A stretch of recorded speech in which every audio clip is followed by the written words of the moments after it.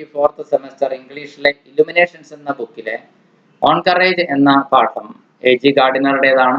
അതിൽ എസ്സേ നമ്മൾ ഡിസ്കസ് ചെയ്യുകയായിരുന്നു.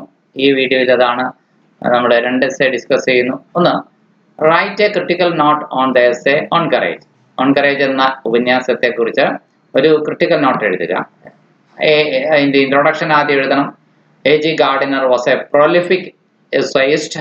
വിഖ്യാതനായ ഉപന്യാസകാരനായിരുന്നു AG Gardiner. Under the pseudonym Alpha of the Plough, അദ്ദേഹത്തിന്റെ അപരനാമധേയം ആൽഫ ഓഫ് ദ പ്ലോ എന്നായിരുന്നു. ആ പേരിൻ കീഴിലാണ് അദ്ദേഹം എഴുതിയത്. The essay under study entitled on courage. On courage എന്ന പേരായ നമ്മുടെ ഈ ഉപന്യാസം is part of the collection of essays entitled pebbles on the shore. തീരത്തെ ഉരുളൻകല്ലുകൾ എന്ന ഉപന്യാസ സമാഹാരത്തിൽ നിന്ന് എടുത്തിട്ടുള്ള ഒരെണ്ണമാണ് ഓൺ കറേജ് എന്ന essay. And provides an insightful look into the idea of what courage really is like. ധീരത എന്ന് പറഞ്ഞാൽ ശരിക്കും എങ്ങനെ ഇരിക്കും എന്നുള്ളതിനെ കുറിച്ച് വളരെ ഉൾക്കാഴ്ചയുള്ള ഒരു വീക്ഷണം നൽകുന്നുണ്ട്.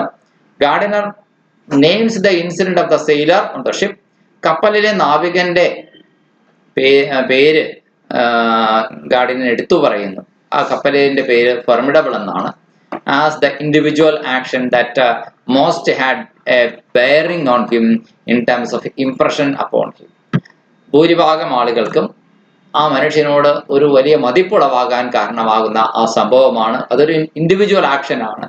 ഒരു വ്യക്തിയുടെ ഒറ്റപ്പെട്ട അത് ഒരു ഫോർമിഡബിൾ എന്ന കപ്പൽ മുങ്ങുമ്പോൾ രക്ഷപ്പെടാനായിട്ട് അവസരം കിട്ടിയ, ബാലറ്റിലൂടെ അവസരം കിട്ടിയ ആ മനുഷ്യൻ തൻ്റെ അച്ഛനമ്മയും മാതാപിതാക്കന്മാരുള്ള തൻ്റെ സുഹൃത്തിന് വേണ്ടി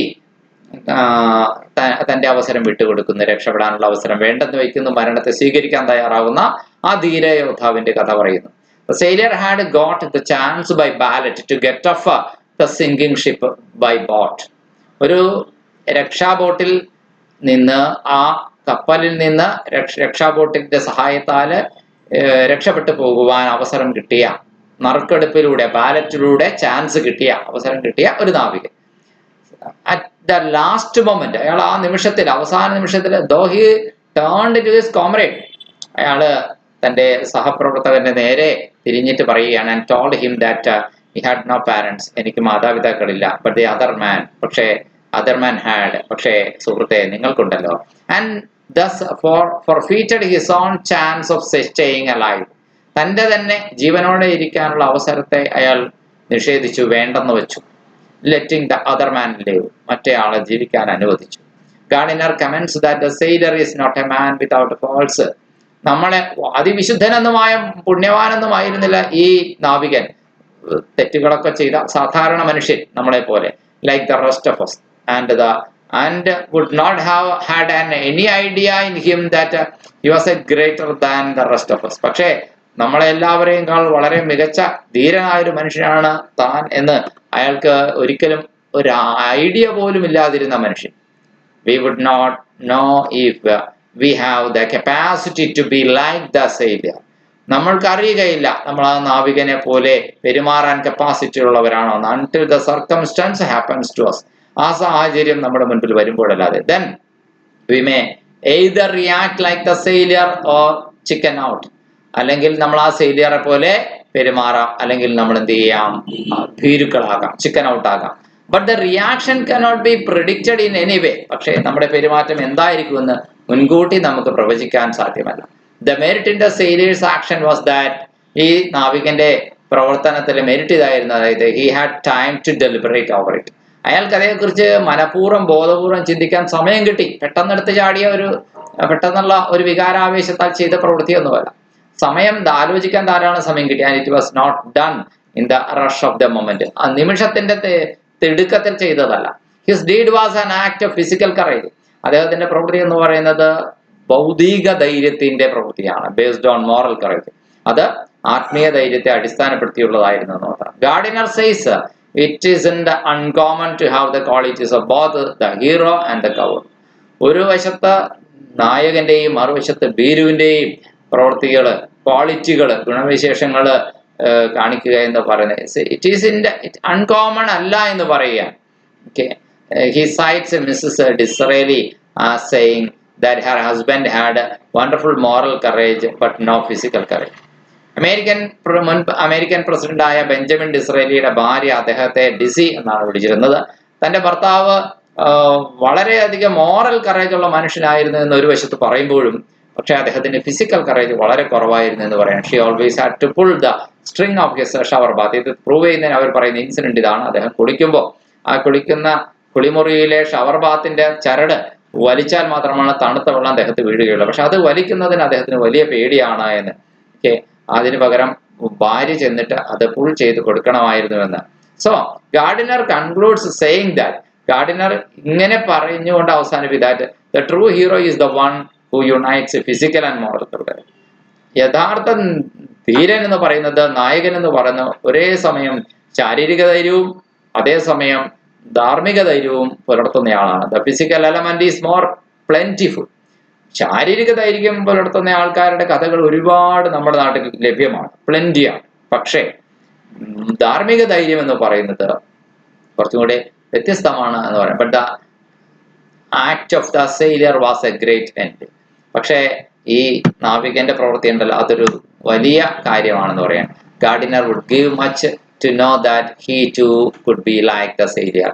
ഗാർഡിനർ ആഗ്രഹിക്കുന്നുണ്ട് താനും ഈ സെയിലിയറെ പോലെ ചിലപ്പോ ചെയ്തിരിക്കാം, like the sailor when his end came, അതിന്റെ അവസാനം തന്റെ അന്ത്യമെടുക്കുമ്പോൾ എന്ന്.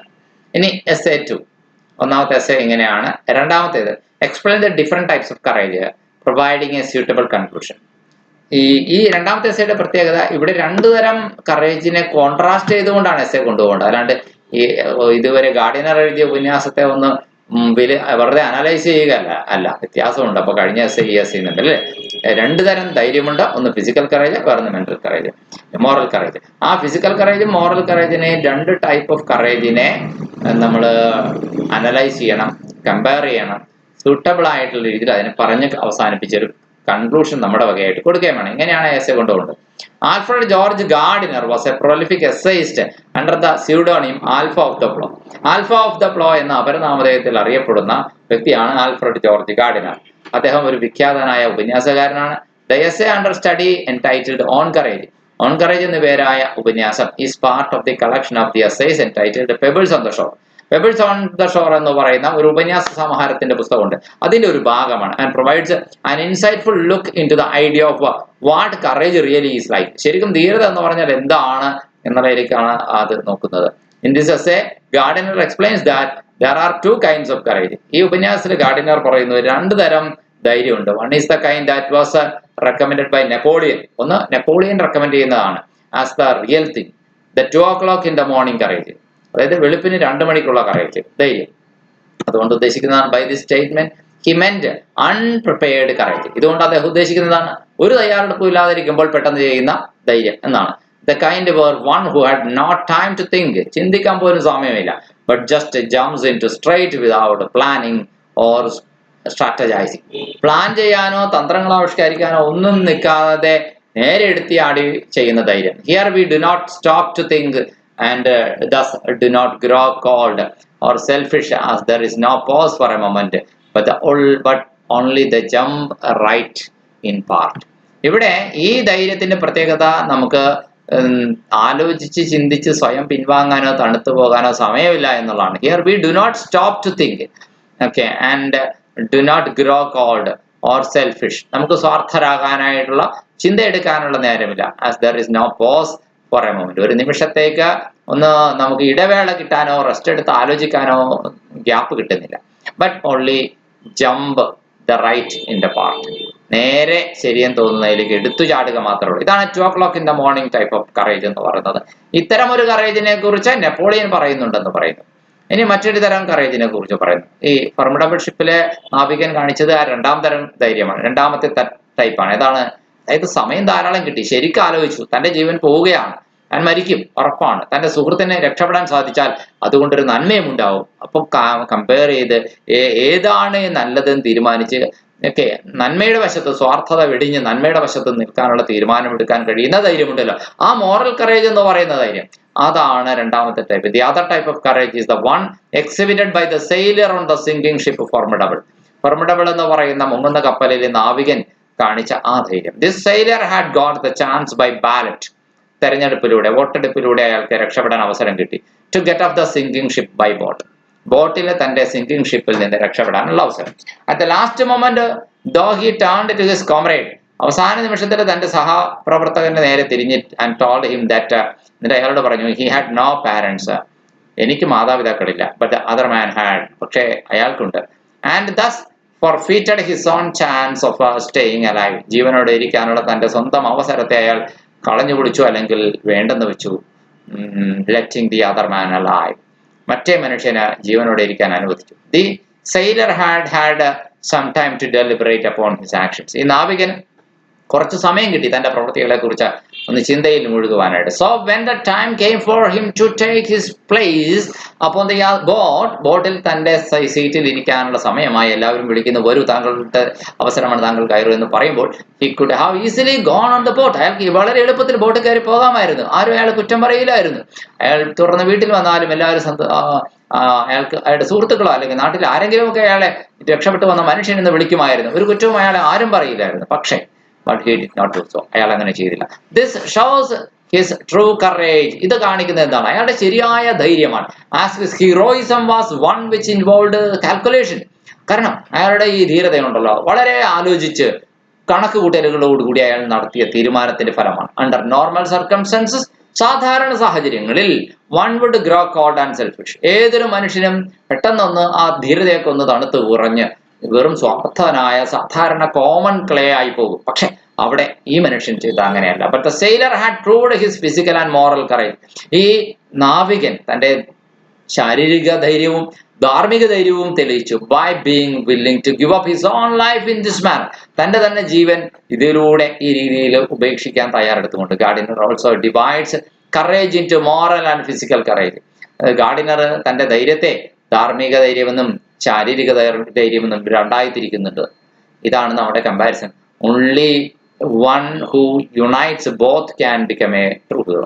ഈ ഫിസിക്കൽ കറേജിനെയും മോറൽ കറേജിനെയും ഒരുമിപ്പിക്കുന്ന വ്യക്തിക്ക് മാത്രമാണ് യഥാർത്ഥ നായകനാകാൻ കഴിയൂ എന്നാണ് നമ്മുടെ കൺക്ലൂഷൻ വരുന്നത്. നല്ല രീതിയിൽ കൺക്ലൂഡ് ചെയ്യണമല്ലോ. Thus true courage cannot be predicted, യഥാർത്ഥ ധൈര്യത്തെ നമുക്ക് പ്രവചിക്കാനാവില്ല. And requires effort on the part of the hero, അത് യഥാർത്ഥത്തിൽ ആ നായകന്റെ ഭാഗത്ത് നിന്ന് നല്ല പരിശ്രമം ഉണ്ടെങ്കിൽ മാത്രമാണ് അത് സംഭവിക്കുകയുമുള്ളൂ. അല്ലാതെ അത് പെട്ടെന്ന് പൊടുന്നനവേ സംഭവിക്കുന്ന ഒരു കാര്യമല്ല. ഇതാണ് രണ്ടാമത്തെ നമ്മളിങ്ങനെയാണ് കൺക്ലൂഡ് ചെയ്യുന്നത്.